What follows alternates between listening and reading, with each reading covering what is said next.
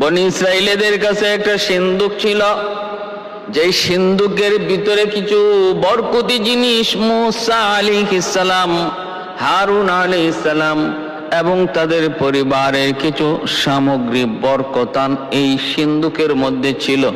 এজন্য এই সিন্দুকটারে তারা বরকতি সিন্দুক মনে করত। এই সিন্দুকটা তারা কখনো হাতছাড়া করতো না। এই সিন্দুকটারে তারা সর্বদা নিজের কাছেই রাখত এবং সিন্দুক তাদের কাছে থাকতো। বরকত আসতো, সব ধরনের খারাপি থেকে আল্লাহ এই বরকতি সিন্দুকের খাতিরে হেফাজত করতেন। ভাইরা বন্ধুরা, এরপরে দেখা গেল কি এমন একটা ঘটনা ঘটে গেল। একবার জালুত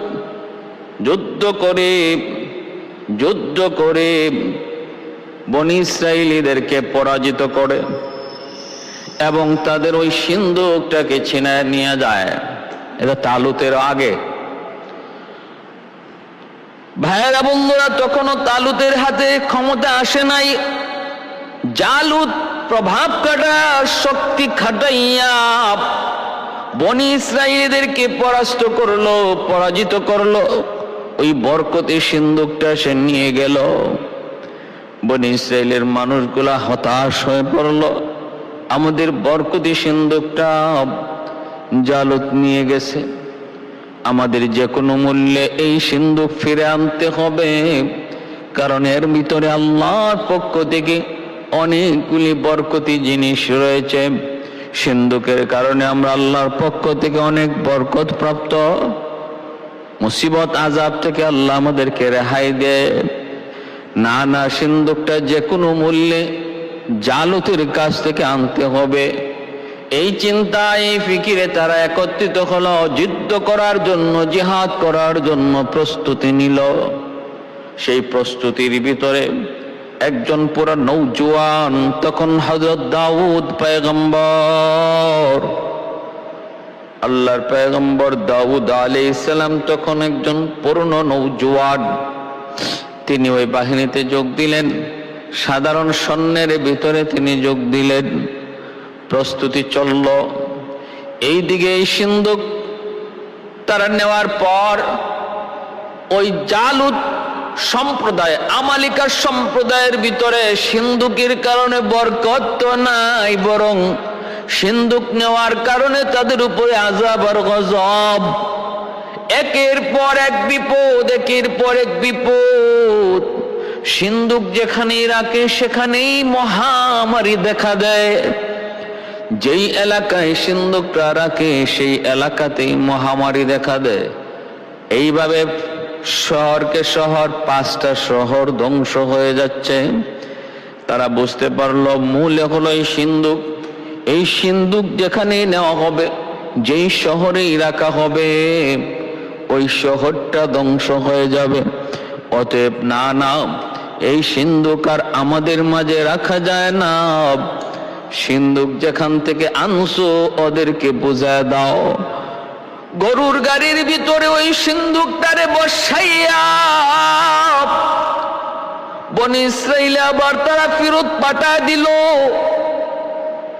ভাইরা বন্ধুরা, আল্লাহ পাকের পক্ষ থেকে আল্লাহর সিদ্ধান্ত, আল্লাহ পাক ওই সিন্দুক তার মালিকদের হাতে পৌঁছায় দিলেন। যার জিনিস তাদের কাছে আল্লাহ পৌঁছায় দিলেন। এরপরে তালুত আর জালুতের মধ্যে একটা যুদ্ধ বেঁধে গেল।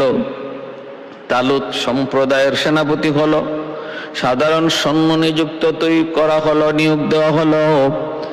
আল্লাহর পয়গম্বর দাউদ তখনও তিনি নবী হন নাই, একজন পুরনো নৌজওয়ান। তিনি ওই সেনাবাহিনীর মধ্যে যোগ দিলেন। বিশাল বাহিনী হলো আমালিকার সম্প্রদায়, জালুত সম্প্রদায়ের বিশাল বাহিনী। বিশাল বাহিনীর ভিতরে যুদ্ধ। ভাইরা বন্ধুরা, তালুত তাদেরকে নিয়ে যখন সৈন্য সামর্থ্য নিয়ে বের হয়েছেন জালুতের সাথে যুদ্ধ করার জন্য, ইনি বলতেছেন আল্লাহ পাক তোমাদের কাছ থেকে পরীক্ষা নিবে, তোমাদের কাছ থেকে আল্লাহ পরীক্ষা নিবে, তোমরা কারা এই যুদ্ধের উপযুক্ত আর কারা উপযুক্ত না। কিসের মাধ্যমে? কয়েকটা নদীর মাধ্যমে।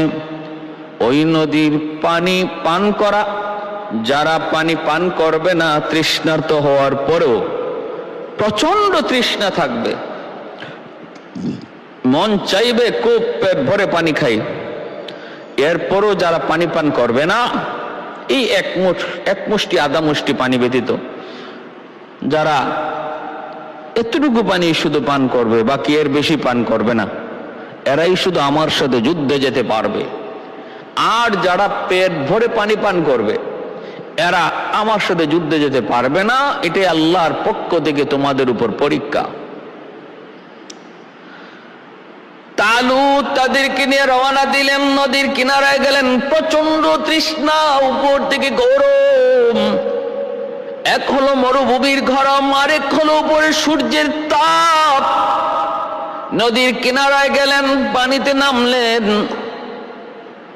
হাজারো সৈন্যের ভিতরে, হাজার হাজার সৈন্যের ভিতরে মাত্র 313 জন মানুষ, 313 জন সৈন্য দাউদ আলাইহিস সালাম সহ, তারা শুধু নবীর কথা মতো অল্প কিছু পানি পান করলেন।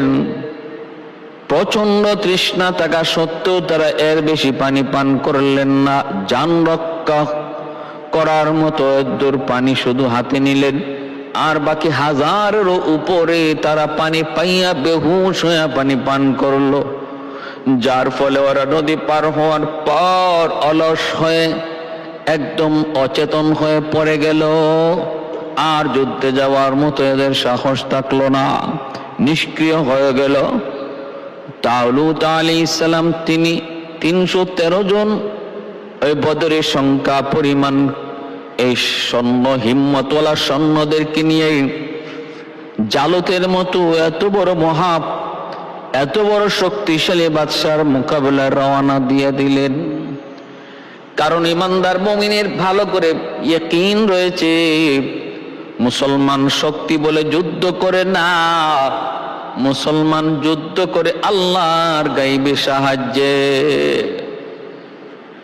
ولا تهنوا ولا تحزنوا وأنتم الأعلون إن كنتم مؤمنين। আল্লাহ বলেন, ভয় নাই, টেনশন নাই, তোমরা হীনমন্যতায় ভোগো না, তোমরা কোনোদিন পরাজিত হবে না, তোমরাই বিজয়ী হবে যদি তোমরা খাঁটি মুমিন হও। খাঁটি মুমিন কারা? খাঁটি মুমিন হলো ইন্নামাল মুমিনুনা আল্লাযীনা ইযা যুকিরাল্লাহু ওয়াজিলাত কুলুবুহুম ওয়া ইযা তুলিয়াত আলাইহিম আয়াতুহু যাদাতুহুম ঈমানা ওয়া আলা রাব্বিহিম ইয়াতাওয়াক্কালুন। আল্লাহ পাক বলেন, যারা খাঁটি মুমিন এরা সর্বদা ভরসা করে একমাত্র আল্লাহর উপর। সৈন্যের উপর নয়, অস্ত্রের উপর নয়। অস্ত্র হলো সামান্য উসিলা, সৈন্য হলো উসিলা। বদরে 313 জন নবীর সাহাবী, হাজারের উপরে দুশমন। বিজয় হলো মুসলমানের, কারণ তাদের অন্তরে ইয়াকিন ছিল বিজয় আমরা নিজেদের শক্তি বলে আনবো, বিষয়টা এমন নয়। বিজয় আল্লাহ পাকের হাতে, আল্লাহ পাকের হাতে। আল্লাহ যখন চায় তখন বিজয় দেয়। আল্লাহ পাক যে কোনো একটা উসিলা তালাশ করে উসিলা ধরে আল্লাহ বিজয় দিয়ে দেয়। সাহাবায়ে কেরাম 313 জন, হাতে কিন্তু প্রত্যেকের হাতে তলোয়ার নাই, হাতে ছিল খেজুরের ডাল। সবার কিন্তু উট ছিল না, সবার ঢালও ছিল না, ঘোড়াও ছিল না। ভাইরা বন্ধুরা, খেজুরের ডাল নিয়ে যুদ্ধ করেছেন। বদরের ময়দান ইসলামের প্রথম যুদ্ধ, যে যুদ্ধের দ্বারাই মুসলমানের ভিত মজবুত হয়। এজন্য ভাইরা ভালো করে খেয়াল রাখবো, মুসলমান যতদিন পর্যন্ত আল্লাহ পাকের উপর পূর্ণ ইয়াকিন আর বিশ্বাস আর আস্থা থাকবে, ততদিন পর্যন্ত মালিকের ব্যবহারও আমাদের সাথে এমন হবে। আল্লাহ পাক বলে আনা ইনদা আব্দি জন্নি আলা আনা ইনদা আব্দি বি জন্নি, আমার বান্দা আমার উপরে যে পরিমাণ ধারণা রাখে, যেমন ধারণা রাখে আমি তার সাথে এমন আচরণ করি। আল্লাহ পাকের উপর আমাদের ভরসা যদি 100 হয়, আল্লাহ পাকের লেনদেনও আমাদের সাথে 100 হবে। আল্লাহ পাকের উপর ভরসা যদি 50% হয়, আল্লাহ পাকের লেনদেনও 50%ই হবে। আল্লাহর উপর আমাদের ভরসা আর বিশ্বাস যদি 10% হয়, আল্লাহ আমাদের সাথে লেনদেনও করবেন 10%। কিন্তু ভাইয়েরা বন্ধুরা মনে রাখবা, এটা আমার আল্লাহর কথা, হাদিসে কুদসি, বান্দা তুমি আমার উপর যেমন ধারণা করো আমি তোমার সাথে এমন আচরণই করি। সুবহানাল্লাহ। এজন্যই আল্লাহর উপর ইয়াকিন, ভরসা, বিশ্বাস, আস্থা মুমিনের হবে 100। উহুদের ময়দানে সামান্য পরিমাণ কিছু অন্তরে ভাব আসছে, বদরে আমরা সংখ্যায় কম তবু বিজয় লাভ করেছি। উহুদে তো আমরা প্রচুর, উহুদে তো বদরের তুলনায় আমাদের সংখ্যা অনেক বেশি, আমরা বিজয় আনবো না কেন? ভাইরা এতটুকু অন্তরে আসছে, আল্লাহ পাক রব্বুল আলামিন সাথে সাথে আল্লাহ পাক উহুদের প্রাথমিক অবস্থাটা বিপর্যয়ে ফালাই দিয়েছেন মুসলমানকে। মুসলমানে বহু সাহাবায়ে কেরাম উহুদের প্রান্তরে শহীদ হয়ে গেলেন, অথচ উহুদের জমিনে নবীর সাহাবী বদরের চেয়ে বেশি ছিলেন। আমির হামজার মতো নবীর কলিজার টুকরা চাচা, আব্দুল্লাহ বিন জাহাসের মতো নবীর আপন ফুফাতো ভাই, একসাথে একই অবস্থায় একই ধরনের শহীদ হলেন। দুজনের নাক কান কেটে দেওয়া হলো। বাইরা বন্ধুরা, যে উহুদের ময়দানে আমার নবী দান মুবারক শহীদ হয়, রক্ত ঝরে নবীকে সাহাবায়ে কেরাম চতুর্দিক দিয়ে পরিবেষ্টন করে রাখেন। আবু তালহা রাদিয়াল্লাহু তাআলা আনহু আমার নবীকে নিজের বুকের মধ্যে জড়া দইলা পিঠটা দুশ্মনের দিকে দিয়া দিছেন, আর বলতেছেন তোমরা যা পারো আমার গায়ে তীর মারো রে, তবু আমার মায়ার নবীর গায়ে তীর লাগতে দিব না। পুরা দেহটা আবু তালহার ঝাঁঝরা হয়ে গেল, একটা তীর আমার নবীর গায়ে লাগতে দেন নাই। শহীদ হয়ে গেলেন নবী, দেখেন চালুনির মতো ঝাঁঝরা হয়ে গেছে পুরা দেহ। দয়ার নবীর প্রাথমিক অবস্থাটা কত বিপর্যয়ের। উহুদের ময়দান, আমার নবীকে উহুদের পাহাড় নবীকে আশ্রয় দিয়েছে, ডাকতেছে নবী গো একটু আমার মাঝে আসেন। আল্লাহ নবী ওই পাহাড়ের ওই গর্তের কিনারায় নবী যা একটু আশ্রয় নিলেন। ভাইরা বন্ধুরা, জন্য বলতেছিলাম রে আল্লাহর গোলাম, একটু মনোযোগ দিয়ে খেয়াল করে শোনো। মুসলমান যুদ্ধ করে আল্লাহর সাহায্যের উপর, মুসলমান যুদ্ধ করে আল্লাহর উপর ভরসা নিয়া, পূর্ণ ভরসা রাস্তা যদি আল্লাহর উপরে থাকে, বিজয় আল্লাহর হাতে। এই কিনার বিশ্বাস যদি তোমার অন্তরে পুরাপুরি থাকে, স্বর্ণ তোমার কমও যদি হয়, আল্লাহ আমার সাথে আছে, এই অন্তরে ইয়াকিন যদি 100 থাকে, অস্ত্র যদি কমও হয়, বিজয় তোমারই হবে রে যুবক। শর্ত হলো আল্লাহকে সাথে রাখো। আমেরিকার সাথে রাখার প্রয়োজন নাই, রাশিয়ার সাথে রাখার প্রয়োজন নাই, ভারত পাশে আছে কিনা সেটা ভাবার দরকার নাই। এরা কোনোদিন তোমার উপকার করবে না, তোমার পাশে থেকে তোমার হেল্প করবে না, তোমার নিরাপত্তা দিবে না, কারণ তুমি ইমানদার। একজন ইমানদার যতই সুরত বদলায়, খ্রিস্টান ইহুদিদের কালার ধরে, তবু ইহুদি আর খ্রিস্টান কোনোদিন তাদেরকে আপন মনে করে নেয় না।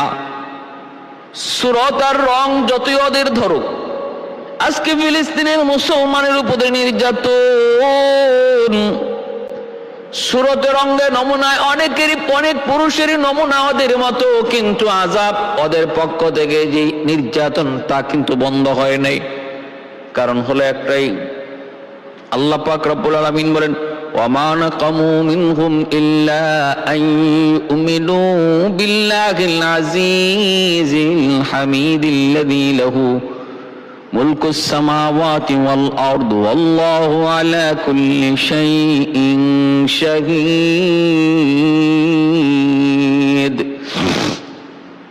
ইমানদারের ঈমান আছে, ইমানদারের অন্তরে দৌলতে ঈমান আছে, এটাই হলো ইহুদিদের যন্ত্রণা, জ্বালা।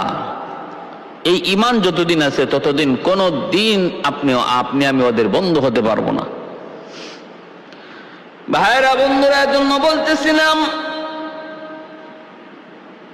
ভাইরা বন্ধুরা, সর্বদা আমাদের খেয়াল রাখতে হবে আমাদের পাশে আমার আল্লাহ আছেন না নাই। আল্লাহকে যদি সাথে রাখতে পারি, আল্লাহকে যদি আমার সাথে রাখতে পারি, তাহলে দুনিয়া, তামাম দুনিয়া এক হয়ে যাক, অসুবিধা নাই, বিজয় আমার হবে, আমার হবে। আর যদি সাময়িক কোনো ক্ষতি হয়, সেটা আল্লাহ পাকের ভিন্ন কোনো হিকমত রয়েছে। ভাইরা বন্ধুরা, দাউদ আলাইহিস সালাম যুদ্ধে গেলেন তালুতের পক্ষে। এইদিকে জালুত সেও ময়দানে হাজির। মাত্র 313 জন তারা নবী তালুত আলাইহিস সালামের কথা মতো অল্প পানি পান করে তারা সতেজ ছিলেন। শক্তি আল্লাহ তাদেরকে আরো বাড়ায় দিলেন। এই 313 জন লই তিনি জুহাদের ময়দানে তিনি রওনা দিলেন। তালুত দেখা মাত্রই কয়, তোমাদের ভিতরে শক্তিশালী কারা পাঠাও। তখনকার সময় যুদ্ধের পরিস্থিতি, যুদ্ধের নিয়মই ছিল এমন, একজন একজন করে আসো। হযরত দাউদ আলাইহিস সালাম তিনি অনুমতি চাইতেছেন। তালুত বলতেছেন যে তুমি অল্প বয়সের, তুমি না অন্য করে পাঠাইনি বলতেছেন, শুধু না আমাকে অনুমতি দেন, অনুমতি দেন। জালুত সে খুব ক্ষমতাশালী ছিল, হিম্মত ছিল এবং অনেক যুদ্ধের কৌশল জানত। পুরা দেহটা ছিল তার লৌহ বর্ম দ্বারা আবৃত। লোহার পোশাক, ওই যে লোহার পোশাক, মাথার মধ্যে লোহার হেলমেট, আবার শরীরের মধ্যে লোহার পোশাক, যার কারণে তলোয়ার দিয়ে আঘাত করেও কিছু করা যেত না, তীর মেরেও তার কোনো ক্ষতি করা যেত না। ওই অবস্থায় জালুতকে হত্যা করার মতো কোনো সুযোগ নাই। শুধু একটা সুযোগ আছে, একটা পথ আছে, সেটা হলো চোখ। এই চোখের দুটো ছোট্ট ছিদ্র, এই চোখের দুটো ছোট্ট ছিদ্রই শুধু খোলা ছিল, আর বাকি বডি পুরাটা লোহার বর্ম দ্বারা আবৃত ছিল। হযরত দাউদ আলাইহিস সালাম মাত্র যৌবনে পদার্পণ করেছেন। তালুতকে বলতেছেন, আপনি আমারও অনুমতি দেন, আমাকে অনুমতি দেন, আমি ওর মোকাবেলা করবো। বলে কিভাবে করবা? ওর তো কোনো এমন তোর শরীরে আঘাত করার কোনো রাস্তাই তো নাই। উনি বলেন, ইনশাআল্লাহ আমি ব্যবস্থা করব, আল্লাহ আমাকে সাহায্য করবেন, আপনি আমাকে অনুমতি দেন। এই বইলা তিনি অনুমতি নিয়ে নিলেন। সামনের দিকে আগাইতেছেন আল্লাহর পয়গম্বর। ভাইরা বন্ধুরা, তালুত অনুমতি দিয়া দিলেন। দাউদ আলাইহিস সালাম তিনি সামনে আগাইলেন। এতটাই শিকারিতে পারদর্শী ছিলেন দাউদ আলাইহিস সালাম, এতটা শিকারিতে পারদর্শী, যেদিকে তিনি নিশানা করতেন ইনার নিশানা কখনো লক্ষ্যভ্রষ্ট হতো না। এতটা তীরান্দাজ ছিলেন, এতটা তার হাতের মজবুত আঁকি ছিল, আঘাত ছিল, একদম লক্ষ্য যেখানে সেদিকেই তাক করে তিনি তার আঘাত করতে পারতেন। দাউদ আলাইহিস সালাম তিনি একটা ছোট্ট পাথরের টুকরে হাতে নিলেন, যে পাথরটা শুধু তার ওই চোখের ছিদ্র দিয়ে ঢুকতে পারবে, লোহার যে ছিদ্রটা আছে এই ছিদ্র দিয়ে চোখে ঢুকতে পারবে, এতটুকু পাথরের দুটা টুকরা হাতে নিলেন। হাতে নিয়া হযরত দাউদ আলাইহিস সালাম জালুতের কাছে গেলেন। যাইয়া তিনি তার চোখ বরাবর নিশানা করে আল্লাহর নাম নিয়ে এমন ভাবে আঘাত করলেন। ভাইরা বন্ধুরা ভালো করে ইয়াদ করবেন, যদি আল্লাহকে সাথে রাখতে পারো যুবক, তাহলে তুমি আমি পাথর ছুড়ব, কিন্তু গন্তব্যে পৌঁছায় দেবে কে? আল্লাহ। তুমি আমি শুধুমাত্র হাত দিয়ে ইশারা করব, পুরা কাজটা করবেন আল্লাহ।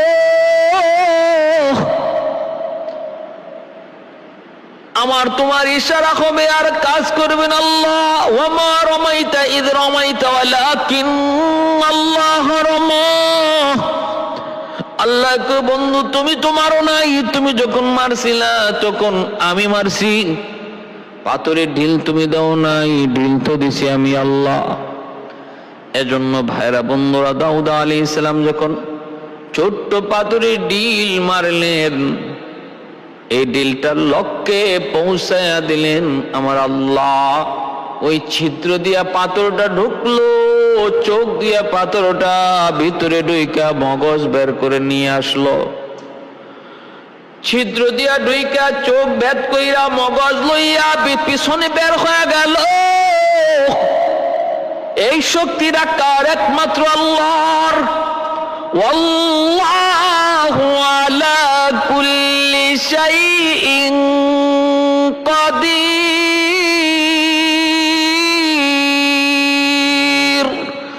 সকল ক্ষমতার মালিক একমাত্র আল্লাহ। সকল ক্ষমতার মালিক একমাত্র আল্লাহ। আবাবিল পাখির পায়ের মধ্যে ছোট্ট পাথরের কণা, টুটির মধ্যে পাথরের কণা। ওই পাথরের কণা যখন আব্রাহার বাহিনীর উপরে ছাড়ল, আব্রাহার বাহিনীর উপরে ছাড়া মাত্রই দেখা গেল প্রত্যেক সৈন্যের নাম পাথরের মধ্যে লেখা। নাম লেখা পাথর মাথার মধ্যে পড়লো, ছিদ্র করে, বডি ছিদ্র করে, পায়খানার রাস্তা দিয়া বডির নারী বুড়ি বের করে। যে হাতির উপরে বসা ছিল সেই হাতির বডিটা ছিদ্র করে মাটিতে দেবে গেল।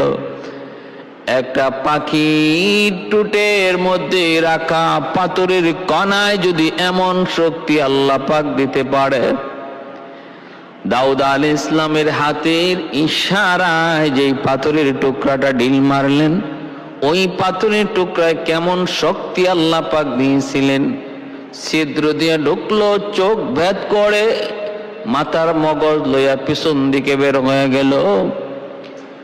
ভাইরা বন্ধুরা, জন্য বলতেছিলাম সকল ক্ষমতার মালিক একমাত্র আল্লাহ। কাদিরে কুদরত দারি হরচে খাহি আকুনি। কাদিরে কুদরত দারি হরচে খাহি আকুনি। मुर्दा राजा हम तो बख्शी जिंदारा बेजा कुनी। मुर्दा राजा हम तो बख्शी जिंदारा बेजा कुनी। कादिर कुदरत दारी बरकमाल अंत रब्बी अंत हसबी जुल জালাল। জালুত শেষ হয়ে গেল। ওদের সর্দার, আমালিকা সম্প্রদায়ের সর্দার জালুত যখন খতম হয়ে গেছে, বাকিরা যারা ছিল সৈন্য সব ভয়ে ময়দান থেকে পালাইছে। হযরত তালুত আলাইহিস সালামের নেতৃত্বে, দাউদ আলাইহিস সালামের আঘাতে, বাহাদুরিতে জালুতের মতো ক্ষমতাসীন, অতি ক্ষমতাবান বাহিনীর বিরুদ্ধে বনী ইসরায়েলের বিজয় হলো। বনী ইসরায়েলের বিজয় হলো। ভাইরা বন্ধুরা, এরপরে আল্লাহর পয়গম্বর দাউদ আলাইহিস সালাম, আল্লাহ পাক রব্বুল আলামিন ওনাকে নবী বানাইলেন। 40 বছর বয়সে আল্লাহর পয়গম্বর তিনি নবুয়তি পাইলেন। ভাইরা বন্ধুরা, হায়াত ছিল কম, কিন্তু আদম আলাইহিস সালামের দেওয়া হায়াত পায়া হায়াত বেড়ে গেল, আয়ু বেড়ে গেল, 100 হলো। ইন্তেকাল কেমনে হয়? মুসনাদে আহমদ কিতাবের ভিতরে এসেছে, আবু হুরায়রা রাদিয়াল্লাহু তাআলা আনহু থেকে বর্ণিত। দাউদ আলাইহিস সালাম অনেক আত্মমর্যাদাবান একজন মানুষ ছিলেন। গায়রত ছিল খুব বেশি। দাউদ আলাইহিস সালাম ঘর থেকে কোথাও যদি বের হতেন, দরজা বন্ধ করে তিনি বের হয়ে যেতেন। কাউকে তার ঘরের ভিতরে ঢুকতে দিতেন না, বা সেটা পছন্দ করতেন না। তিনি দরজা বন্ধ করে বের হয়েছেন। বিবি সাহেব দেখতেছেন ঘরের ভিতরে একজন পুরুষ মানুষ দেখা যায়। তিনি ডাক দিয়া বলতেছেন, কে গো, দরজা বন্ধ, ঘরের ভিতরে তুমি ঢুকলা কেমন করে? আল্লাহর দোহাই তুমি বের হও, নতুবা পয়গম্বর দাউদের রোশানল থেকে আমরা কেউ বাঁচতে পারবো না, ধমক থেকে বাঁচতে পারবো না, তিরস্কার থেকে বাঁচতে পারবো না, তুমি বের হও। কিন্তু মানুষটা কিছুই শুনে না, জবাব দেয় না। আল্লাহর পয়গম্বর দাউদ আলাইহিস সালাম তিনি আসলেন। তিনি এসেও দেখেন ভিতরে একজন মানুষ অপরিচিত। ডাক দিয়া বলতেছেন, কে রে ভাই, তুমি কে, কি তোমার পরিচয়? তুমি এখানে কেমন করে ঢুকছো? দরজা বন্ধ, জানালা বন্ধ, ঢুকলা কেমন করে? তুমি কে? ভিতর থেকে আওয়াজ দিয়া কয়, পয়গম্বর, আমার পরিচয় যদি জানতে চান তাহলে শুনুন, আমি কোথাও যাইতে গেলে কারো কোনো অনুমতি নেই না। আমি কোথাও ঢুকতে গেলে দরজা বন্ধ না খোলা সেদিকেও তাকাই না। কোনো প্রতিবন্ধক আমাকে বাধা দেয়া রাখতে পারে না, কোনো দেয়াল আমাকে আটকাতে পারে না। এই কথা বলতে দাউদ আলাইহিস সালাম বলেন, তাহলে তো চিনে ফেলেছি, আপনি মালাকুল মউত আজরাইল। দাউদ আলাইহিস সালাম ভিতরে ঢুকলেন। মালাকুল মউত আজরাইল বলতেছেন, নবী গো, আপনার সময় শেষ, আপনি প্রস্তুত হয়ে যান। আল্লাহর পয়গম্বর তিনি প্রস্তুতি নিলেন, আর তখন ওনার জান কবজ হয়ে গেল। ভাইরা বন্ধুরা, আল্লামা সুদ্দি বলেন, দাউদ আলাইহিস সালামের ইন্তেকাল হয়েছে শনিবার, আবার কোন রওয়ায়াতে এসেছে বুধবার, আবার এক রওয়ায়াতের মধ্যে এসেছে মেহরাবের সিঁড়ি দিয়া নামার সময় ইনি মাঝখানে এসেছেন। ওই সময় মালাকুল মউতের সাথে দেখা। জান কবজের জন্য প্রস্তুতি নিয়ে নেন। দাউদ আলাইহিস সালাম তখন বলতেছেন, ভাই আজরাইল, হয় আমাকে নিচে নামতে দাও, নতুবা একটু উপরে উঠতে দাও। এ ভাই আজরাইল, হয় আমাকে একটু নিচে নামতে দাও, নতুবা উপরে উঠতে দাও। মালাকুল মউত আজরাইল কয়, নবী গো, লিকুল্লি উম্মাতিন আজাল, ইযা জাআ আজালুহুম লা ইস্তাখিরুনা সাআতাও ওয়া লা ইস্তাকদিমুন। প্রতিটা মানুষের জন্যই তার নির্ধারিত আয়ুষ্কাল রয়েছে। এই আয়ুষ্কালের বেশি কম বেশি কিছুই করা হবে না। সময় যার যখন যেখানে শেষ সেখানেই খতম। এক বিন্দু পরিমাণ টাইম এদিক সেদিক করা হবে না।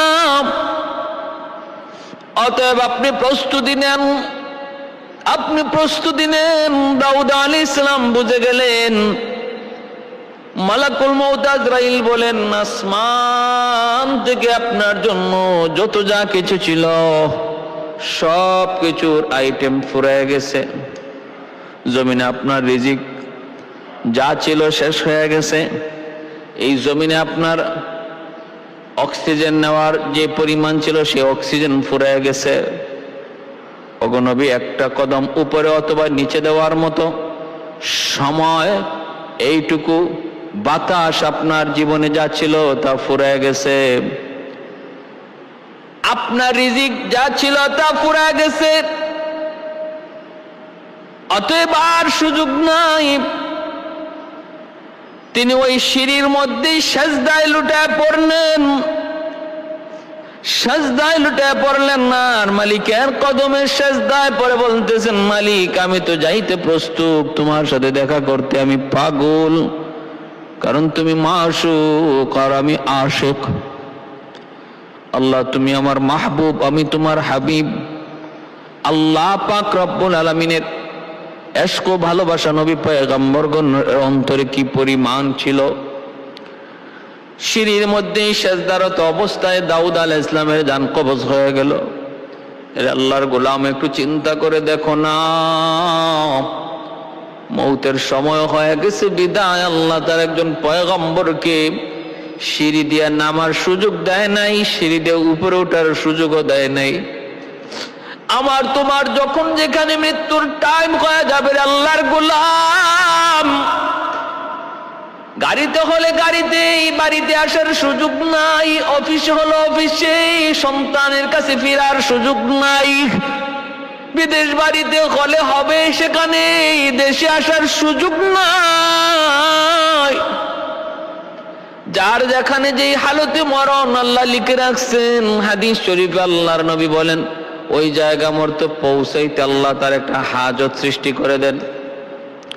যেই জমিনে আল্লাহ যার মরণ লিখে রাখছেন ওই জমিনে পৌঁছার জন্য তার একটা প্রয়োজন আল্লাহ পাক তড়িৎ গতিতে সৃষ্টি করে দেন। সে ওই প্রয়োজনের খাতিরে সেখানে যাওয়ার জন্য পাগল পারা হয়ে যায়, পাগল পারা হয়ে যায়।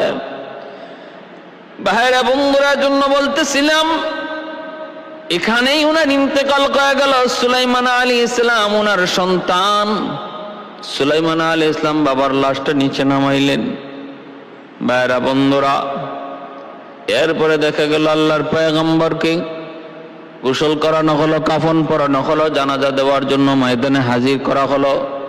মরুভূমির উপরে প্রচন্ড সূর্যের তাপ।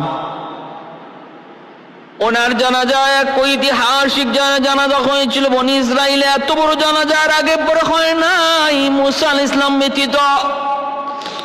এত বড় জানাজা হযরত দাউদ আলাইহিস সালামের জানাজার মধ্যে প্রায়, ভাইরা বন্ধুরা, জানাজার মধ্যে অনেক অনেক বুজুর্গ অনেক সেখানে হাজির হয়েছিলেন। এমনকি তাদের যে যাজক ছিলেন, ধর্মযাজক, 40,000 ধর্মযাজক দাউদ আলাইহিস সালামের জানাজায় শরীক ছিলেন, যাদের মাথার টুপি ছিল লম্বা টুপি। ভাইরা বন্ধুরা, উপর থেকে প্রচন্ড রৌদ্রের তেজ। সুলাইমান আলাইহিস সালামের কাছে তারা আবদার করলেন, আপনি একটু আমাদের রৌদ্র থেকে একটু ব্যবস্থা করেন। সুলাইমান আলাইহিস সালাম তখন পাখিদেরকে বললেন, পাখিরা তোমরা ডানা মেলে দাও, প্রচন্ড সূর্যের তাপ থেকে যেন জানাজায় শরীককারী মানুষ তারা মুক্তি পায়, আরাম পায়। সুলাইমান আলাইহিস সালামের অনুগত আল্লাহ পাক বাতাসকে করে দিলেন, জিন্নাতকে করে দিলেন, পাক পাখালি সবাইকে তার অনুগত করে দিছিলেন। বিদায় পাখিরা সাথে সাথে ওনার কথাগুলি শুনল এবং প্রতিটা পাখি ডানা মেলে মেলে চতুর্দিক দিয়ে এমন ভাবে বেষ্টন করে ফেললো, জানাজায় শরীককারী মানুষ কারো গায়ে আর সূর্যের তাপ লাগে না। এমন ভাবে চতুর্দিক দিয়ে পাখি ডানা মেলে রাখলো, অক্সিজেন আসা বন্ধ হয়ে গেছে। এখন তাড়াতাড়ি তারা বলতেছে, পয়গম্বর শ্বাস প্রশ্বাস নিতে কষ্ট হয়, একটা ব্যবস্থা করুন। পাখিদেরকে বললেন, পাখিরা তোমরা যেদিক থেকে বাতাস আসা যাওয়া করো এই দিকে ডানা দিয়ে ঘুরো না, সূর্যের তাপটা যে দিক দিয়ে আসতেছে ওই দিক দিয়ে তোমরা ডানা মেলে রাখো। সাথে সাথে পাখি আবার ওনার কথা মতো সূর্যের তাপটাই শুধুমাত্র ডানা দিয়ে আটকায় রাখলো। বাতাস যেই দিকে ঢোকার সেই দিকে ঢুকলো, আরাম পাইলো। উপস্থিত মানুষরা সবাই সুলাইমান আলাইহিস সালামের সর্বপ্রথম মুজিজা তারা এখানে দেখলো। জানাজার সময় দাউদ আলাইহিস সালামের জানাজার সময় উড়ন্ত পাখি আকাশে ডানা মেলে ছায়া দিয়ে রাখলো। সংখ্যা অগণিত হাজার লক্ষ মানুষ জানাজায় শরীক হলো। তা কারো গায়ে সূর্যের তাপ লাগে নাই, কষ্ট পায় নাই। বিস্ময়কর জানাজা ছিল দাউদ আলাইহিস সালামের। ভাইরা বন্ধুরা, হযরত দাউদ আলাইহিস সালামের অনুগত আল্লাহ করে দিছিলেন। দাউদ আলাইহিস সালামের অনুগত পাহাড় ছিল, তার অনুগত। দাউদ আলাইহিস সালামের সাথে তাসবিহ পাঠ করত পাহাড়, দাউদ আলাইহিস সালামের সাথে তাসবিহ পাঠ করত পাখি। দাউদ আলাইহিস সালামের অনুগত ছিল লোহা, ইনি লোহাকে হাত দিয়ে ধরলে লোহাটা মোমের মতো হয়ে যেত, আর লোহাকে মোমের মতো করে তিনি যা খুশি তা বানাইতে পারতেন। আর লোহা দ্বারা বানানো জিনিস আল্লাহর পয়গম্বর বাজারে বিক্রি করতেন। ভাইরা বন্ধুরা দেখেন, এত বড় পয়গম্বর লোহার জিনিস বাজারে বিক্রি করে জীবিকা তালাশ করতেন, ব্যবসা করতেন হালাল তরিকায়, সেটা ছোট্ট হোক। বাদশাহ আলমগীর তিনি ছিলেন সুই সুতা দিয়ে সেলাই করতেন, টুপি সেলাই করে করে টুপি নিয়ে বাদশাহ আলমগীর বাজারে বিক্রি করতেন।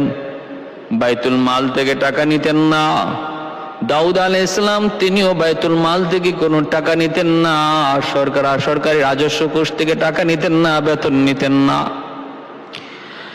ভাইরা বন্ধুরা, সুলাইমান আলাইহিস সালাম ওনার 19 জন সন্তানের ভিতরে, দাউদ আলাইহিস সালামের 19 জন সন্তানের ভিতরে সর্বকনিষ্ঠ সর্বছোট্ট সন্তান ছিলেন সুলাইমান।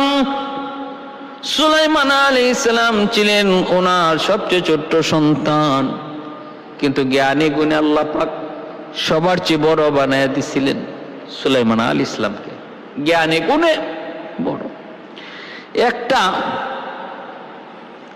ঘটনা উল্লেখ আছে যেটা সবাই শুনে আমরা অনেকটাই তৃপ্তি পাই, মজা পাই, কিন্তু এটা কঠিন এক নবীর উপরে অপবাদ, এটা চরম আকারের ভুয়া একটা কথা।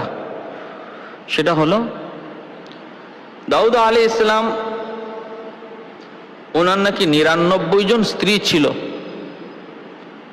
এরপরে উনি আরেকজন স্ত্রী বিয়ে করেছিলেন 100 জন।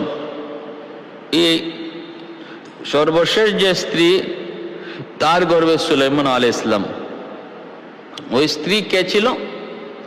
ওনারই এক মন্ত্রী। এই মন্ত্রীর স্ত্রীকে নাকি ইনি বিয়ে করেছেন। ও সৈন্য, ওনারই এক সৈন্য। এই সৈন্যের স্ত্রী ছিল খুব সুন্দরী, তার প্রতি ওনার নাকি লোভ পড়ছে। উনি ওই সৈন্যরে যুদ্ধের কথা বলে বাহিরে পাঠাইয়া হত্যা করছেন, আর এদিকে তার স্ত্রীরে তিনি বিয়ে করে নিছেন। নাউজুবিল্লাহি মিন যালিক। কত বড় কথা এটা! একজন নবীর উপরে কত বড় অপবাদ, কত বড় ডাহা মিথ্যা কথা। এগুলা গাল গল্প, এগুলা বিশ্বাস করার দ্বারা ঈমান থাকবে না। আমি আগেই বলেছি যে ইসরাইলি রওয়ায়াত কিছু ঘটনা আছে যেগুলো আমরা শুনতে পারি, বলতেও পারি, বা ইয়াকিনও করতে পারি, বিশ্বাসও করতে পারি। করলে আমার ঈমানের কোনো ঘাটতি নাই, কারণ এর সাথে কোনো আমার আকীদা বিশ্বাসের কোনো দ্বন্দ্ব নাই, কোনো মোকাবেলা হয় না।